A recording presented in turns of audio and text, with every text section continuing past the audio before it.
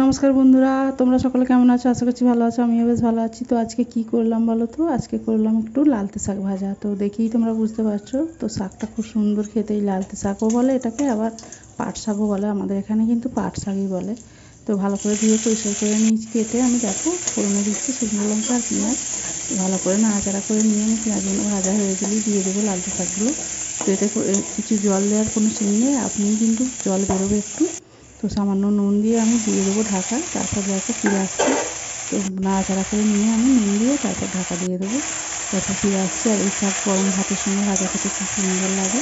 আর এ কিন্তু ডালও খায়, তো আমাদের ডালটা কেউ পছন্দ করে না এই শাক দিয়ে, সেই জন্য করা হয়নি, বেশিরভাগ ভাজা হয়। তো খুব ভালো খেতে, আর খাওয়াও কিন্তু উপকার। আর দেখো প্রায় হয়ে গেছে, শুকিয়ে নিয়েছি আমি শাকটা এইভাবে।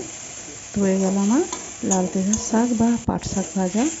তো ভালো লাগলে ভিডিওটা একটা লাইক দিও আর দেখতে থাকো বন্ধুরা। টাটা।